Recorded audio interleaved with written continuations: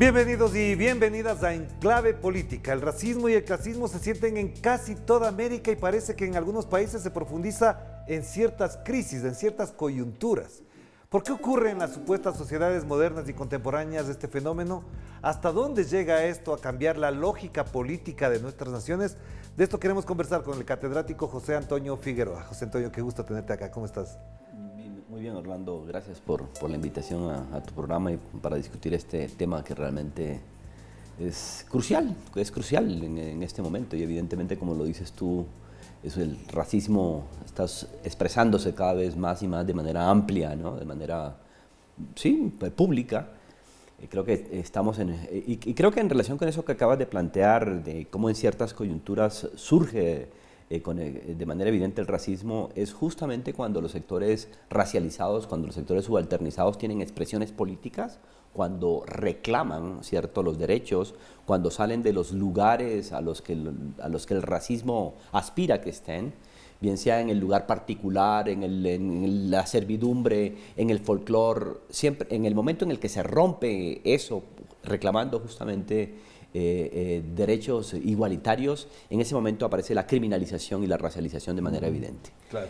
Pero te planteo la pregunta también por lo siguiente, es decir, ¿por qué razón en coyunturas, por ejemplo, tan distintas como la colombiana tras las elecciones y la ecuatoriana tras el paro, esos fenómenos están ahí como latentes en la epidermis del debate político? Francia Márquez fue objeto de un linchamiento racista increíble en medio de esto, y después es la vicepresidenta y sigue el racismo. Y en Ecuador, Leonidas Issa prácticamente fue linchado mediáticamente por su condición de indígena, que parecería que para algunos es sinónimo de terrorista. Lo mismo le dijeron a Francia Márquez en su momento. Entonces, estos dos factores, tanto lo de Colombia como lo de Ecuador, ¿cómo se expresan en estos territorios andinos? Sí, si miras en ambos casos justamente coincide la efervescencia del racismo con la expresión política de los sectores racializados, en ambos casos. Y creo que esto es importante porque la expresión política de los sectores racializados lo que busca justamente es romper las condiciones que generan la desigualdad vinculada con el racismo. Claro. Eso es lo que están planteando, es la transformación de esto. Y en ese momento es justamente donde los sectores que tienen intereses en la perpetuación de las estructuras racializadas es donde inmediatamente reaccionan recogiendo todo este atavismo largo, ¿no es cierto?, y profundo, que aparece como medio latente en algunos momentos, como medio escondido, y lo interpelan de manera pública. Verás, y veamos, o sea, en el caso colombiano es supremamente interesante porque si tú miras la población afrodescendiente en el caso colombiano, estamos hablando además de un porcentaje muy significativo, cercano al 20% de la población colombiana, hace una interpelación a sectores que están, por ejemplo, ubicados en la costa atlántica, en la costa pacífica, sectores que han sido tradicionalmente marginalizados, sectores que incluso han tenido problemas de representación política. Había una gran fragmentación. Francia Márquez lo que representó en su momento, lo que representa en ese momento es la capacidad de aglutinar a todos estos sectores y politizar a todos estos sectores que estaban profundamente fragmentados. Y en el momento en que tú politizas, ¿cierto?, y alcanzas incluso la condición ya de dominio del Ejecutivo, inmediatamente los sectores que han vivido durante 5 siglos y más realmente de estructuras racializadas, inmediatamente reaccionan retomando este atavismo, llamando directamente hacia el tema de la violencia. Claro. ¿Qué es lo mismo que sucede en el caso del Ecuador? Mira, a mí me parece bien interesante, incluso para reflexionar sobre el problema directamente de la conexión entre el problema de la clase y el problema de la raza, en última la pelea por el tema de la igualdad. Es que en coyunturas, por ejemplo, como la que estamos viviendo en el Ecuador, la presencia de líderes como Leonidas Issa, el sector absolutamente político de la CONAIE, la demostración a nivel nacional que tiene la importancia, es una transformación de las estructuras tradicionales del país. Porque las estructuras tradicionales del país, y ahí podemos empezar ya a reflexionar sobre el tema del racismo antiindígena, en el caso del Ecuador, que además tiene ciertos matices y ciertas diferencias con respecto a lo que es el racismo antinegro, tienen especificidades. Así es, exacto. En el caso del racismo antiindígena en el Ecuador, estaba muy mediatizado por un paternalismo, por el concepto ese de la raza degenerada, de la raza envilecida, de la raza alcohólica, de la raza, sí, que incluso tiene además de esos matices el otro matiz de la folclorización. Esa raza degenerada, porque esos fueron los discursos oficiales que ajá. iniciaron con el siglo XX, se matizaban por otro lado con los discursos del folclorizado. Es decir, ¿es sujeto racializado en tanto degenerado o es un sujeto folclorizado que tiene que tener un lugar específico en la sociedad o unos lugares?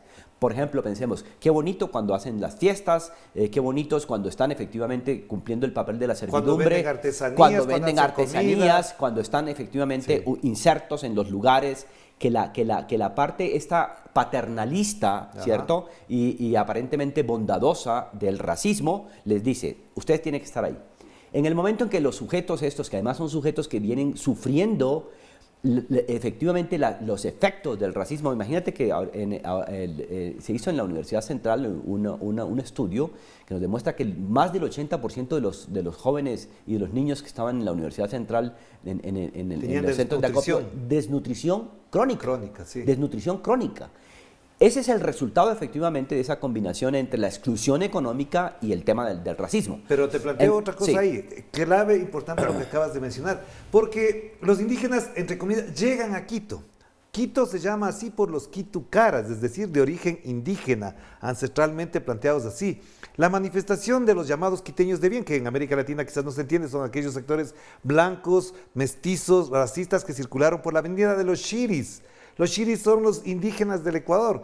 ¿Cómo se entiende este comportamiento de los quiteños de bien que quieren sacar de Quito, que dicen que se vayan de Quito, que incluso el propio presidente Guillermo Lasso dijo que se devuelvan a sus comunidades, como en su momento dijo Jaime Nebot, que se regresen al páramo? ¿Cómo entendemos ese comportamiento?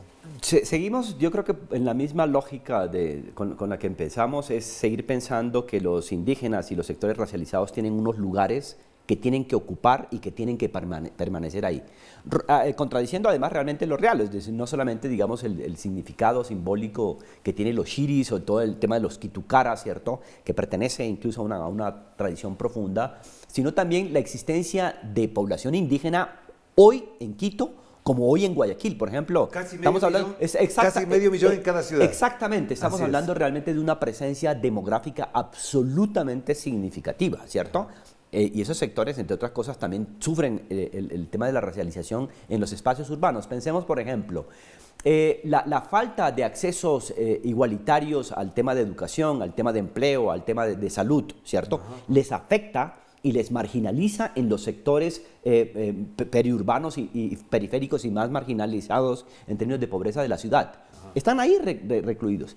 Esos sectores son justamente los que se sienten interpelados en las movilizaciones políticas y son los que participan de manera activa y son los que mantienen, lo que de hecho tenemos que hacer la gran evaluación de lo que fueron los 18 días de movilización y la participación activa que tuvieron ellos desde la ciudad de Quito. Claro. ¿Cierto? Recibiendo además en muchos casos a sus parientes que provienen bien de esas zonas cercanas a Quito o recibiendo directamente a todo ese conglomerado con el cual se sienten identificados porque forman parte de una misma organización que es la CONAIE o en su defecto las organizaciones de segundo grado, ¿no es cierto? Entonces es una capacidad, digamos, de llamar a ese conglomerado que forma parte más allá incluso de lo que establece el censo, porque el censo nos habla de que hay alrededor de un 7% de población indígena y alrededor de un 7% de población afrodescendiente, pero tenemos que tomar en consideración que los censos que han introducido incluso la variable de la autoidentificación étnica no toman en consideración que en muchos casos la gente prefiere no identificarse como indígena o como negro porque hay toda una tradición racista que plantea, por favor no te identifiques como tal, ¿cierto? O sea, porque se necesita incluso tener una conciencia política positiva en torno al tema de la etnicidad para decir yo efectivamente soy afrodescendiente o yo efectivamente me identifico como... Pero te planteo una pregunta para cerrar esta primera parte que es muy importante incluso en el sentido que has puesto este diálogo. ¿Qué es ser indígena en el Ecuador entonces? ¿Hasta dónde esta constitución, esta definición y otros llaman esta identidad desclasifica a la misma sociedad? Sí, bueno, eso es una pregunta supremamente importante, además que en el ámbito de la antropología, de hecho, tiene una larguísima tradición académica y política, ¿no? De hecho, digamos, el concepto de lo indígena es un concepto variable en términos de tiempo. Tampoco se puede pensar que el indígena es aquel que proviene de la ancestralidad, sino que el indígena es una construcción política, es una construcción sociopolítica. Por ejemplo, en muchísimos casos, justamente, estaba leyendo ahora las relaciones, por ejemplo, que existen entre los guaraníes y los quichuas, en el caso de la Amazonía, y es una cosa absolutamente interesante ver, por ejemplo, el proceso de quichuización de los guaraní, Sí, ¿no? así es. Porque tienen contacto con los quichuas, y de aquí a 5 o 10 años incluso hay una transformación de ese sentido. Es decir, ese es un proceso cambiante, variable, pero lo que es interesante, digamos, en las últimas décadas es que es un concepto político, Sí. ¿cierto? Digamos, Desde el 90 para acá, sobre Sí, todo. exactamente. Así Digamos, es. desde la gran movilización del 91, fue el gran levantamiento del 92, ¿no? Fue Sí. la primera gran movilización, el levantamiento del Inti Raymi, ¿no? Que se llamó. En ese momento empieza a darse ese tema de la politización de la identidad étnica, de la identidad indígena, ¿no?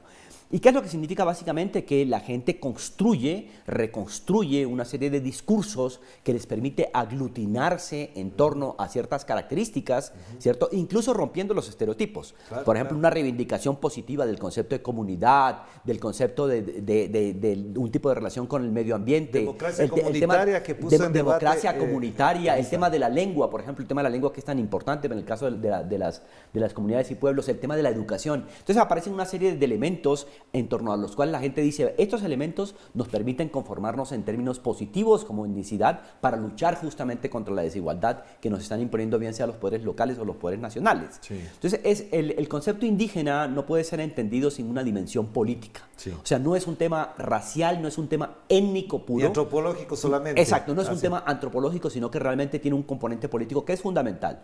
Entonces, digamos, lo que sería un concepto negativo, ¿cierto? Indio, se convierte en un concepto positivo. Claro. Entonces, la gente, ese es el tema de la conciencia que me parece que es justamente lo que estábamos hablando y que se refleja en el caso de los censos. Si la conciencia, o sea, movimientos como el que vivimos en estos días, seguramente si tú haces en este momento una encuesta sobre el tema de la autoidentificación, te vas a dar cuenta que salimos del 7% y posiblemente lleguemos al 12-13%, Claro. porque la gente se da cuenta que esa movilización política es capaz de transformar el concepto que existe sobre el tema de la etnicidad, ¿no? Claro. Hagamos la pausa, José Antonio. Te invito porque efectivamente es muy importante lo que acaba de mencionar José Antonio Figueroa a propósito de lo ocurrido en Ecuador, pero que no se reduce al Ecuador, pasa por Colombia, pasa, por ejemplo, en el Perú con el presidente Pedro Castillo y, por supuesto, Brasil y otros países, y ni qué decir de lo que está pasando en Estados Unidos con todo lo que implica la presencia afroestadounidense en la discusión política. Vamos a la pausa.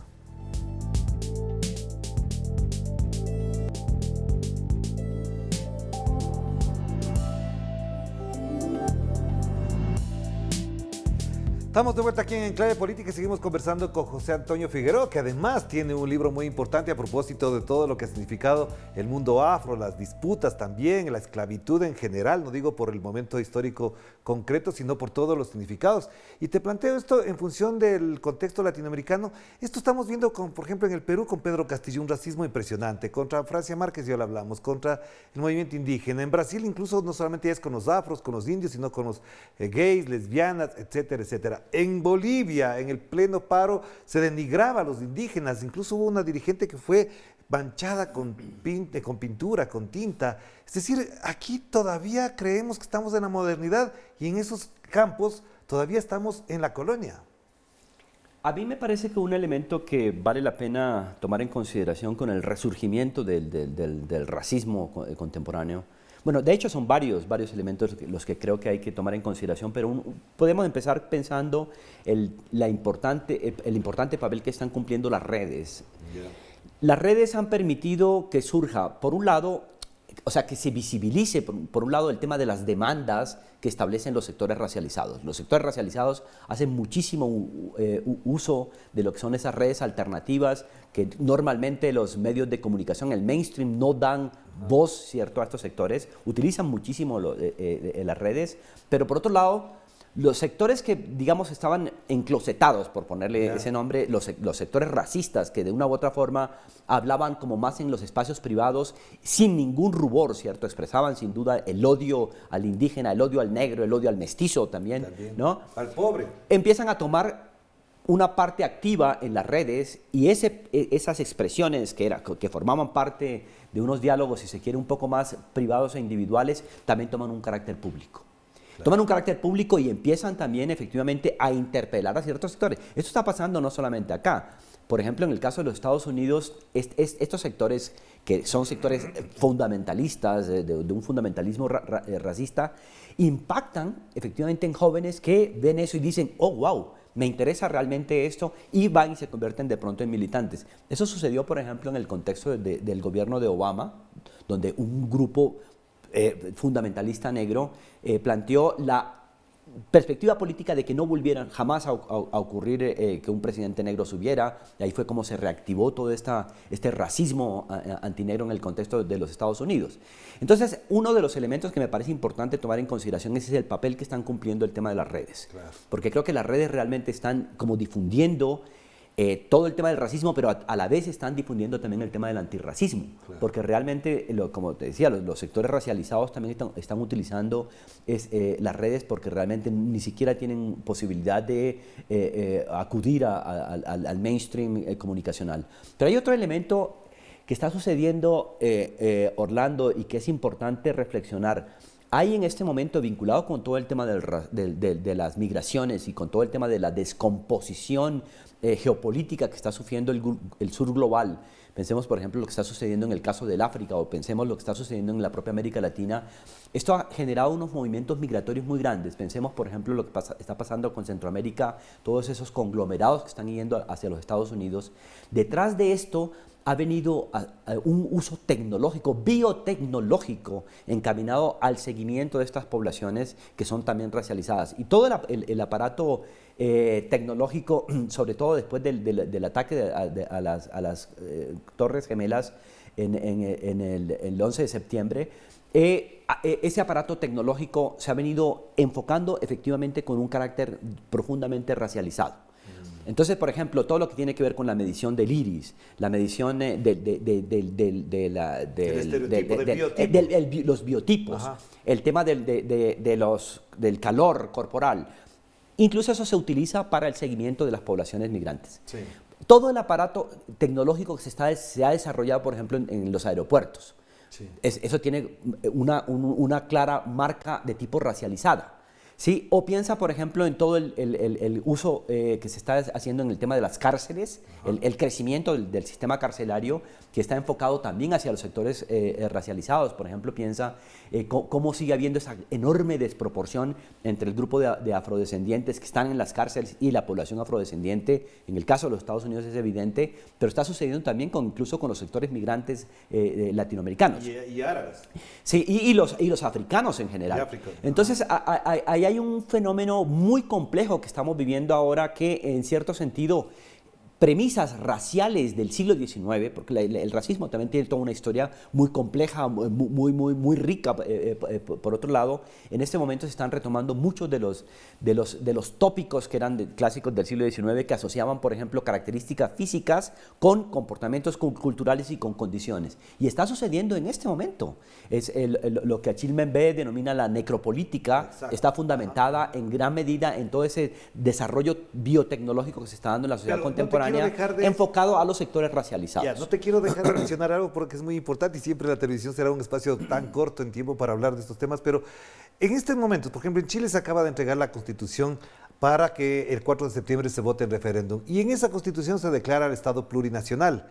En el Ecuador se reconoce el Estado plurinacional e intercultural. En Bolivia también se lo plantea así. ¿Hasta dónde este paradigma que se está planteando, incluso en perspectiva más latinoamericana, con el vivir sabroso, el buen vivir, el vivir bien, están gestando la necesidad urgente de que para acabar con una parte, nada más los problemas, el racismo, se asuman realmente los estados plurinacionales e interculturales?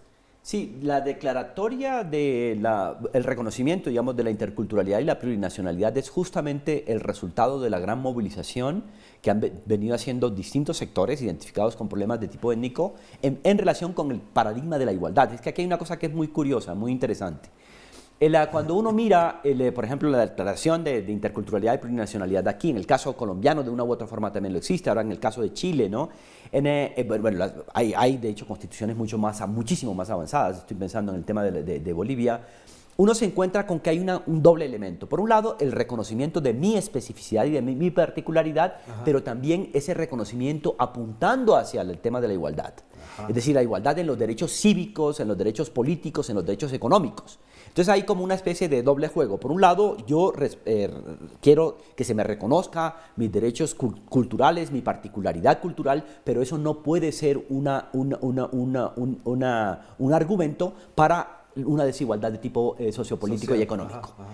Entonces, ahí esa tensión es una tensión supremamente importante porque también es cierto que existen dentro de los movimientos étnicos y dentro de los movimientos racializados muchísimos sectores que han hecho de la interculturalidad y de la plurinacionalidad un instrumento más de tipo exotista. Y eso existe dentro de los propios movimientos indígenas. Claro. O sea, sectores que, por ejemplo, prefieren realmente apostar por yo me identifico con la naturaleza, yo me identifico con el folclore, yo me identifico con las costumbres, pero nunca soy capaz de dar una lucha política por una transformación económico-política e incluso, es lo que se está dando en el caso del Ecuador, hay muchos de los dirigentes indígenas que son capaces de asumir el discurso criminalista, el criminalizante en contra de dirigentes compañeros suyos, porque realmente ellos sí están haciendo un reclamo tremendamente político.